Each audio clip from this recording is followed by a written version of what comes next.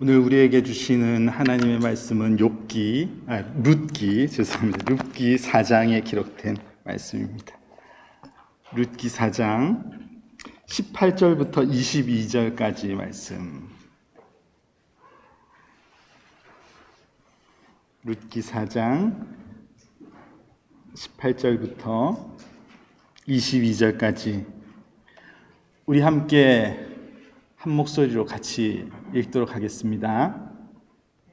베레스의 계보는 이러하니라. 베레스는 헤스론을 낳고 헤스론은 람을 낳았고 람은 암미나답을 낳았고 암미나답은 나손을 낳았고 나손은 살몬을 낳았고 살몬은 보아스를 낳았고 보아스는 오벳을 낳았고 오벳은 이새를 낳고 이새는 다윗을 낳았더라.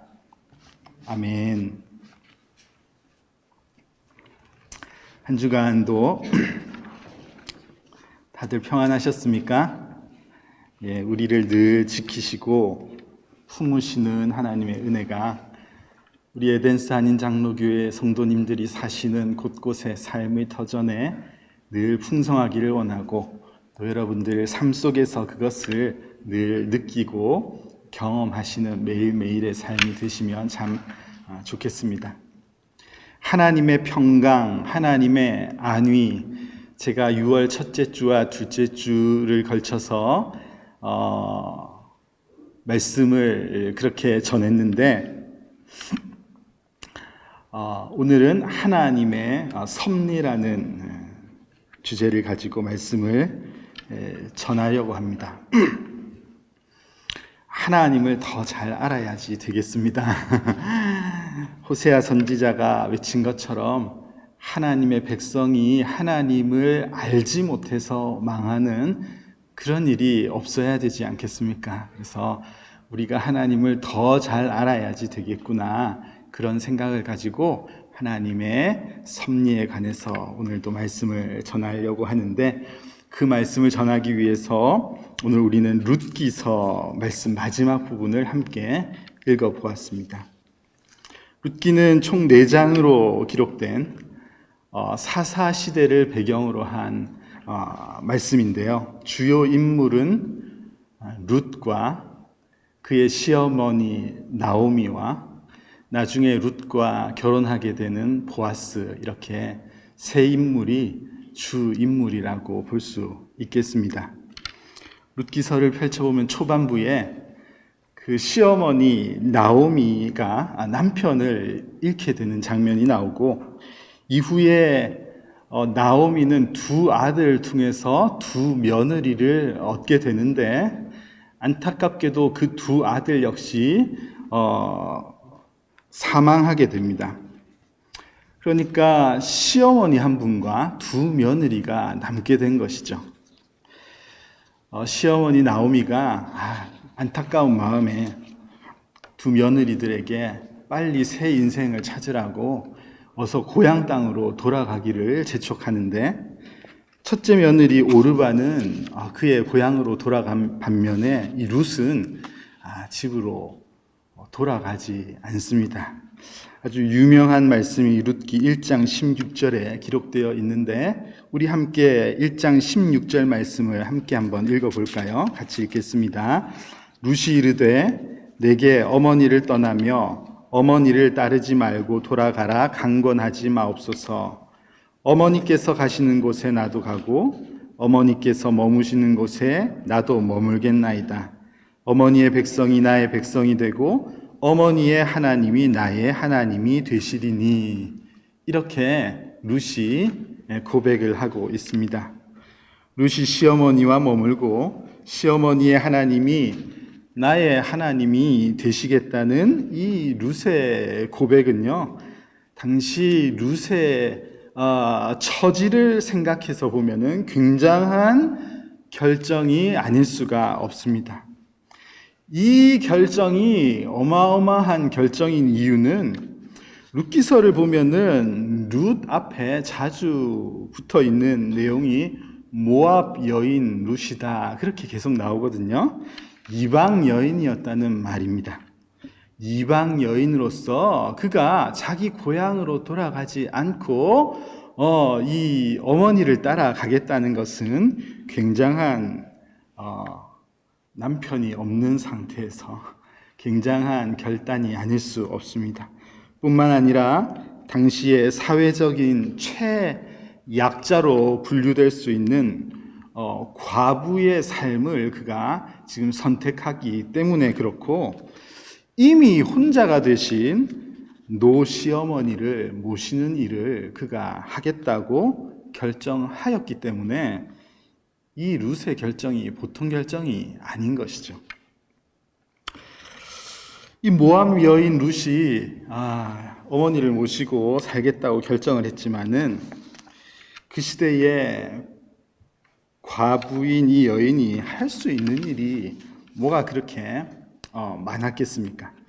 1장 22절을 보니까 이들이 베들레헴으로 돌아왔을 때 마침 그 보리 추수가 시작되었을 때였다고 그렇게 알려주고 있습니다. 그래서 룻이 할 수 있는 것이 추수가 다 끝난 후에 거기 떨어진 이삭을 줍는 것, 이것을 할 수 있었습니다. 그래서 그 이삭을 주우러 나아간 그곳에서 그 땅의 주인인 보아스를 처음 이제 만나게 된 것이죠. 보아스의 눈에 이 여인이 눈에 싹 들어온 겁니다. 심장이 콩닥콩닥하면서 보아스는 자기 종들에게 시켜가지고 저 여인이 이삭을 잘 주워갈 수 있도록 좀 이삭을 넉넉하게 흘려놔라, 이렇게 이제 지시를 하는 내용이 2장에 나옵니다. 여러분, 이스라엘에는 고엘이라는 제도가 있었는데 신명기 25장에 나오는 제도입니다.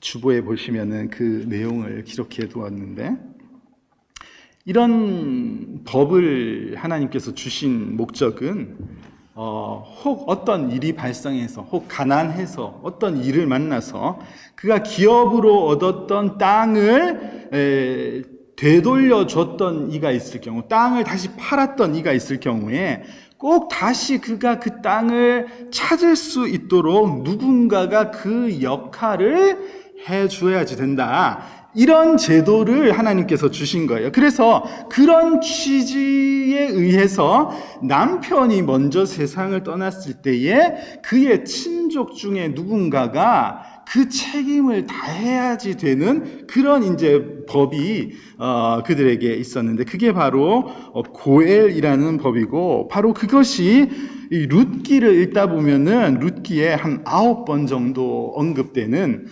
기업 물을 자라는 역할이 거기에 이제 해당이 됩니다. 그 기업을 책임질 자라는 뜻이죠. 그 기업 물을 자라는 것이 계속 나오고, 그 바로 기업 물을 자가 바로 고엘이라는 제도입니다. 그러니까 룻이 이제 어머니를 따라왔지만 이 법을 따라서 룻에게도 기업 물을 자가 의무를 다해야 할 그런 상황이 있습니다.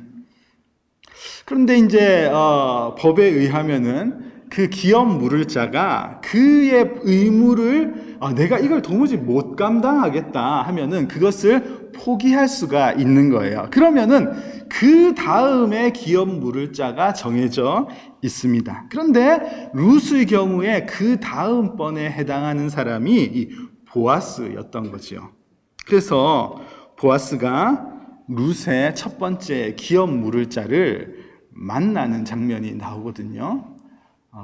약간 단판을 짓는 것 같은 그래서 단판을 짓고자 만나는데, 그 기업 물을 자가 이 상황을 다 듣고 나서는 보아스 앞에서 그가 그의 신을 벗는 그런 행동을 합니다. 4장 7절과 8절 말씀을 보면요, 이 행동이 무엇을 의미하냐면은 내가 이 의무를 포기하겠다, 누군가에게 양도하겠다, 이런 행동이라고 거기에 설명이 되어 있습니다.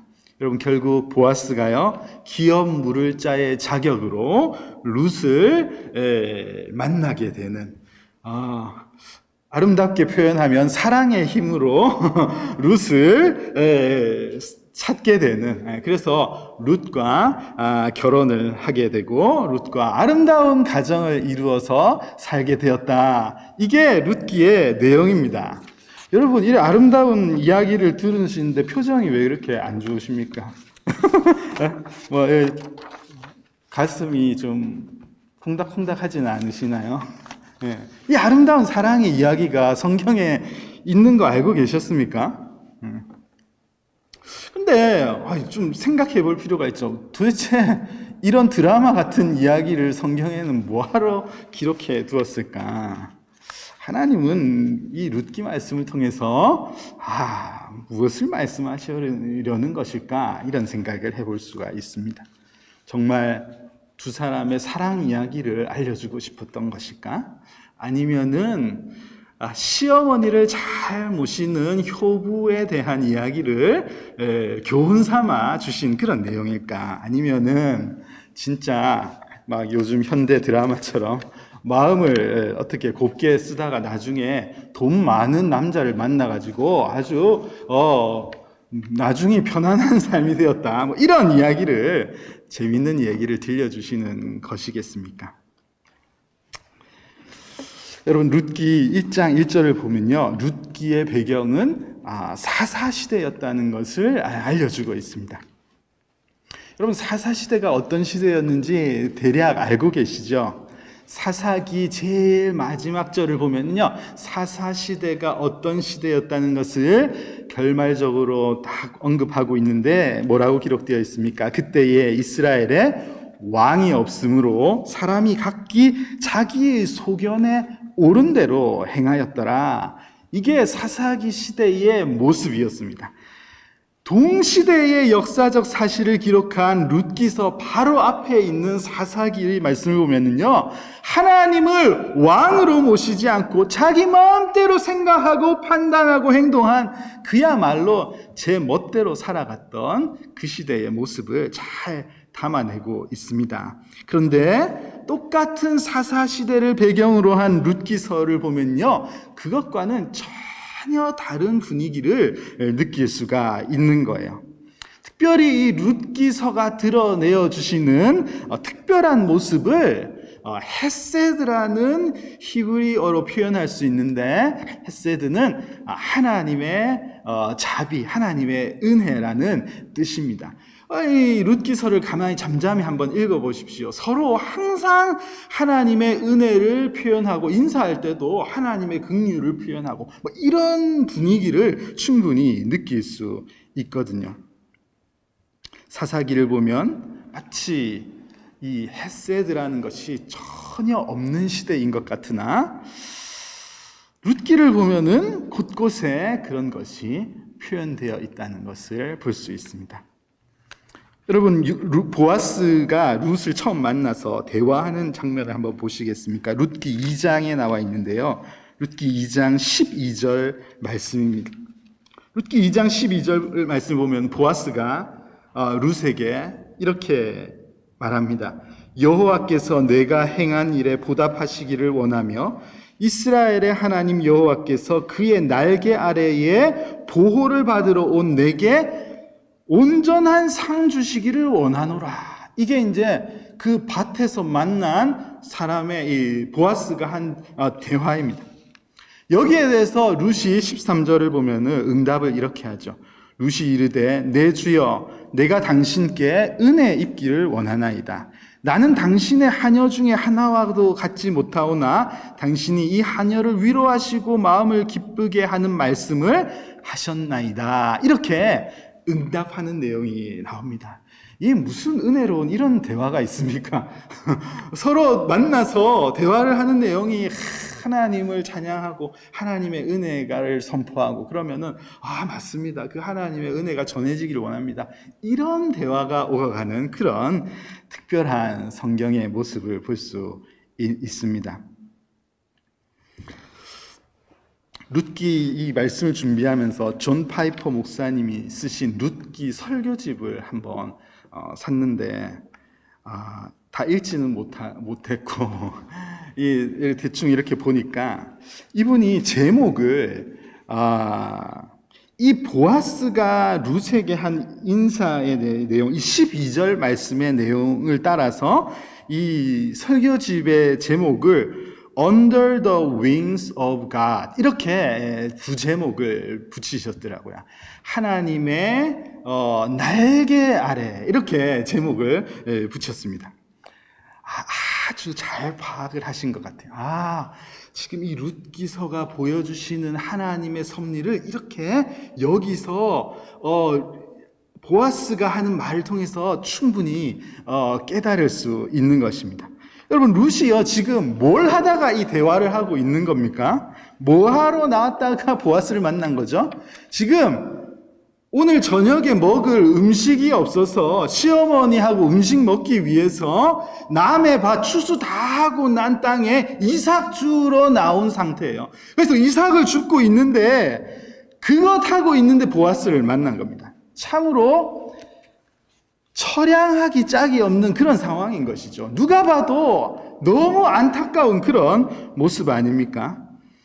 그냥 모압 여인으로서 그냥 모압으로 돌아가서 그냥 새 출발하고 좋게 살면은 훨씬 더 복된 삶을 살 것 같아 보이지 않습니까? 시아버지 돌아가시고 남편 돌아가시고 도련님 돌아가시고 아이고 이런 집에 남아가지고 그것도 이 집안에 뭐 쟁쟁한 재산이 있는 것도 아닌데 이 집에 남아있는 이런 상황, 그리고 그렇다고 룻이 뭐 특별한 일을 뭐 특별한 사역을 하고 있는 것 아니고 밭에 나가서 흘려놓은 이삭을 줍고 있는 이런 상황인데 그런 룻을 보면서 보아스가 뭐라고 말했습니까? 지금 이러고 있는 당신이 하나님의 날개 아래에 있다. 이렇게 보아스가 설명하고 있는데 여러분, 이게 지금 말이 됩니까? 예? 이 땅 주인이나 이런 소리 할 수 있는 거 아닙니까? 예? 이게 엄청 이제 이 룻의 입장에서 보면은 이 화가 날 만한 그런 발언 같아 보이지 않습니까? 왜 이렇게 다 착한 표정을 짓고 앉아 계세요? 이게 이상하지 않나요? 이상하잖아요, 누가 봐도. 지금 이렇게 처량하고 안 돼 보이는 여인에게 당신이 지금 하나님의 날개 아래에 있습니다. 이렇게 말하는 것이 참 안타깝습니다.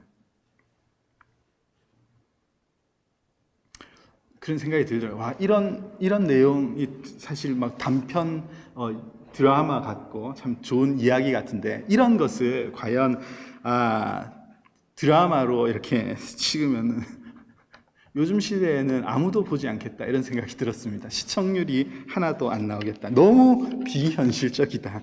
예, 우리는 좀 더 자극적인 것을 좋아하잖아요. 이제 점점 자극적이어야지 되는 것을 우리가 찾고 있는데 아니 이게 뭐 말이 되는가? 그래서 제가 좀 생각해 보니까 좀 시청률을 올리려면요. 시청률을 올리려면은 이 시어머니가 애당초 1장에서 나오미 시어머니가 이 두 며느리들에게 가기는 어딜 가냐? 당장 집안을 머물러라. 이렇게 딱 묶어두고 지금 우리 집에 뭐 아이도 없고 한데 지금 어디 나를 잘 봐두려고 하면 이러면서 이제 완전히 집을 벗어버리고 떠나서 완전히 성공하는 거죠. 룻이 완전 성공해가지고 나중에 지금은 이게 지금 룻이 이삭을 줍고 있지만 나오미가 이삭을 줍는데 땅 주인이 룻으로 등장하는 이 정도 되면 이 정도 드라마가 돼야지 사람들이 좀 보고 그러지 않을까. 제가 너무 못됐습니까? 참 자극적이고 뭔가 특별해야지 되는 것을 추구하는 시대입니다. 그런데 어쨌든 룻기 말씀은 다르다는 말입니다. 그렇지 않아요. 룻기 말씀은 다릅니다. 우리 눈에 보면은 참 안타까워 보이고 너무 안쓰러워 보이는 그런 룻을 향해서 당신이 지금 하나님의 날개 아래에 있습니다. 이것을 지금 선포하는 내용이 여기에 나오고 있는 거예요. 참으로 분위기가 너무 평온합니다. 지금 너무 급박하게 달려가야 할 그런 뭐랄까 모든 상황이 너무 안타깝고 극심한 상황이지만 이들의 대화, 이들의 마음은 너무 잠잠해요. 다툼이 없습니다. 현실은 굉장히 극심한데 인물은 마치 진짜 보아스가 표현한 것처럼 독수리 날개 아래 평안히 머물고 있는 그 아기 새처럼 그렇게 편안함을 누리고 있는 것 같다는 생각이 듭니다. 여러분, 저는 오늘 설교 제목을 하나님의 섭리라고 이렇게 적었는데, 섭리, providence라는 말은 라틴어의 먼저라는 뜻의 pro와 비데레라는 라틴어 본다는 의미가 이제 합쳐진 이 단어를 가지고 providence라는 섭리라는 단어가 만들어졌습니다. 그러니까 앞을 내다본다는 것이죠. 앞을 미리 보는 것입니다. 우리 눈 앞에는 아무것도 보이지가 않는데 하나님은 그 일을 보시고 하나님은 미리 준비하시고 성취해 가시는 하나님의 일하심을 드러내는 것이 바로 하나님의 섭리예요. 하나님의 섭리. 하나님의 섭리라는 것을 많이 들어보시지 않았습니까? 많이 들어보지 않았어요? 하나님의 섭리가 바로 이런 것입니다. 그런데 성경을, 우리 개역개정 성경을 아무리 눈 씻고 찾아봐도요, 하나님의 섭리라는 단어는 안 나와요. 나오지 않습니다. 저는 나오는 줄 알았어요, 사실. 그래가지고 찾아보니까 하나님의 섭리라는 단어가 없어요. 하나님의 섭리라는 것이 어디 특정한 데서 드러나는 것이 아니라 이 성경 전체가 하나님의 계획이 성취되어 가는 것을 증명하는 것이구나 하는 것을 생각하고 있습니다. 여러분, 그래서 오늘 우리가 룻기서의 결론 부분, 제일 마지막 부분을 함께 읽은 거예요. 그 하나님의 섭리라는 것이 도대체 이 처량하기 그지없는 이 현실에 대한 내용을 보여주면서 도대체 하나님의 섭리가 어디에 있었던 것인가 하는 것을 이 성경이 잘 보여주고 있기 때문에 그렇습니다. 여러분, 오늘 말씀 앞부분을 보면요, 이방 여인 룻을 통해서 이제 보아스와의 만남을 통해서 그 가정에 아기가 태어났습니다. 4장 13절부터 보면요, 아들 오벳이 태어났다는 내용을 기록하고 있고 참 그 아들이 기쁨이 되고 있다는 것을 성경이 잘 알려주고 있습니다. 그리고 우리가 함께 읽은 말씀을 보면요, 보아스가 오벳을 낳고 오벳을 통해 이새가 태어나고 이새를 통해서 누가 태어납니까? 다윗이 태어났다. 이게 이 룻기가 보여주는 결론적인 내용입니다. 여러분, 다윗의 후손을 통해서 약속의 메시아가 오신다고 약속을 하셨는데 그 다윗이 이 만남을 통해서 태어나게 되었다는 것을 성경이 알려주시는 거예요. 온 세상에 빼앗긴 하나님의 기업을 회복시키실 영원한 기업 물을 자, 영원한 기업 물을 자 되신 우리 예수님이 바로 하나님의 날개 아래에서 지금 이삭을 줍고 있는 이방 모압 여인 룻을 통해서 오셨다는 것을, 성경이 그것을 알려주고 싶었던 겁니다. 이것이 바로 하나님의 섭리임을 알려주시는 룻기 말씀입니다. 여러분, 마태복음 1장의 예수님 족보를 보아도 이 이방 여인 룻의 이름이 기록되어 있습니다. 세상에 버려진 채 홀로 그냥 그 밭에 서 있었던 그런 처량한 인생이 아니라 여전히 그 여인은 하나님의 크신 날개 아래서 하나님의 큰 섭리 안에서 서 있었던 인생이었구나 하는 것을 온통 성경 곳곳에서 증거하는 내용입니다. 오늘 예배에 우리 요한 목장, 우리 집사님, 권사님들, 우리 어르신들께서 참여하셨습니다. 제가 처음 부임해가지고 신방할 때 신방 신청하라 해도 아무도 안 해도 우리 요한 목장 우리 어르신들께서 신방하러 오라고 많이 말씀하셔서 제가 요한 목장 식구들을 거의 다 신방을 했던 것 같습니다. 그 신방하면서 갈 때마다 이제 제가 뭘 하겠어요. 처음 배웠으니까 어떻게 살아오셨는지, 지금 여기에 어떻게 하시다가 살게 되셨는지 이런 이야기를 쭉 듣고 그렇게 사셨군, 그런 시간이 있으셨습니까? 이런 이야기를 하는 시간들이었는데 정말 한 분도 평범한 삶을 사신 분이 없으시구나, 이런 생각을 신방할 때마다 저 아내가 할 수밖에 없었습니다. 창세기 보면은 야곱이 바로왕 앞에 가가지고 내가 참 험악한 세월을 살았습니다, 이렇게 고백했던 그 말씀이 생각이 나더라고요. 참 누구 한 분도 험한 세월을 지나지 않으신 분이 한 분도 없으시구나 하는 것을 신방하면서 많이 들을 수가 있었습니다.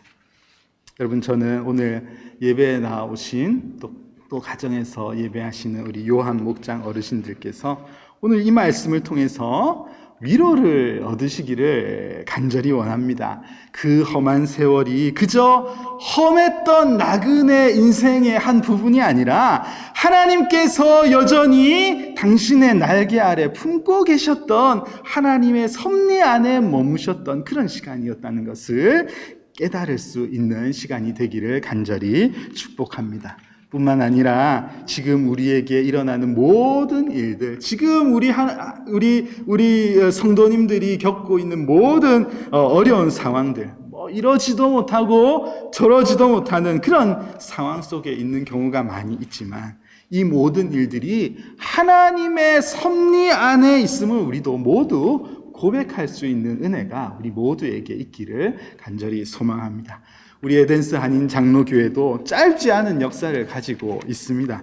고난도 있었고요, 아픔도 있었던 그런 시간들이 많이 있었더라고요. 그 시간이 왜 있었을까가 아니라 그 시간이 하나님께서 품으셨던 그 날개 아래 있었던 시간이었구나 하는 것을 우리 모두 고백하고 찬양할 수 있는 그런 교회가 될 수 있기를 축복합니다.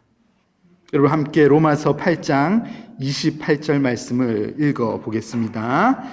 우리가 알거니와 하나님을 사랑하는 자 곧 그의 뜻대로 부르심을 입은 자들에게는 모든 것이 합력하여 선을 이루느니라.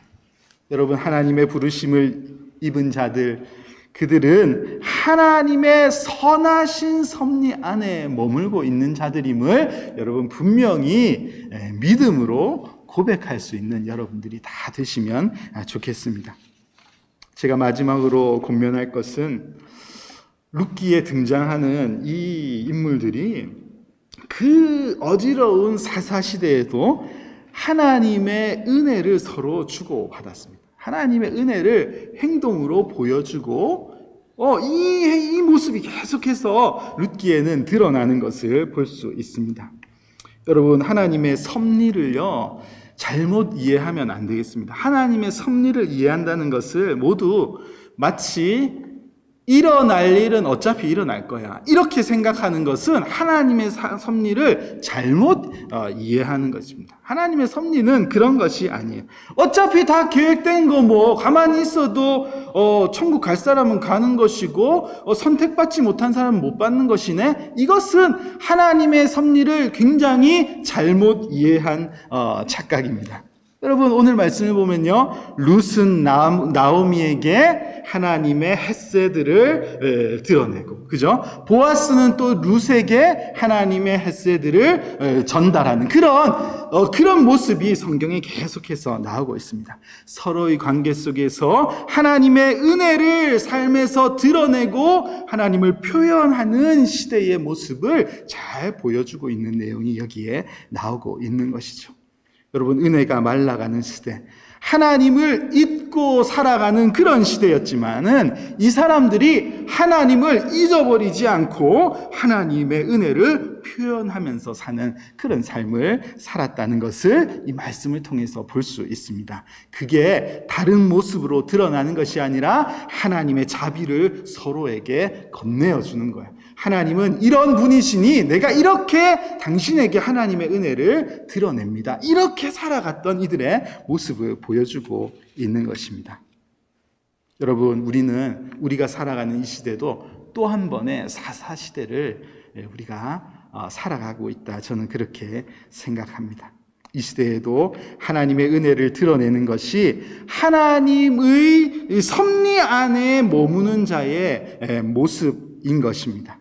하나님의 날개 아래 머무는 이들은 극심한 상황 속에서 요동하고 소리치고 그러는 것이 아니라 여전히 우리를 품고 계시는 하나님의 섭리를 믿으면서 하나님의 헷세들을 서로에게 전달하고 보여주면서 사는 것입니다. 여러분, 루스 시대에 그들이 드러내는 하나님의 자비를 통해서 하나님의 나라를 빼앗겨버린 하나님의 백성들에게 완전한 기업 물을 자로 오시는 예수 그리스도가 임하시는 그 하나님의 헷세드가 온 세상에 드러나게 된 것과 같이 이 놀라운 사실을 우리가 이 시대를 살아가는 우리도 기억하면서 우리의 삶 역시 다시 오실 영원하신 고엘, 영원하신 기업 물을 자 되신 우리 예수 그리스도의 오심을 우리가 삶 속에서 하나님의 헷세들을 증거함으로써 그 길을 잘 예비할 수 있는 그런 삶이 되어야지 되겠습니다. 또 우리에게 주어진 한 주를 우리가 살 것인데 하나님의 자비를 여러분의 삶 가운데서 드러내고 하나님의 자비를 삶 속에서 전하는 것, 바로 이것이 하나님의 섭리 아래 머무는 자의 삶임을 고백하면서 여러분, 많이 요동할 수밖에 없는 그런 시대를 우리가 살고 있지만 그 안에서 잠잠하게 하나님의 은혜를 경험하고 그것을 전하고 그렇게 살아갈 수 있는 한 주간의 복된 삶이 되시기를 간절히 소망합니다.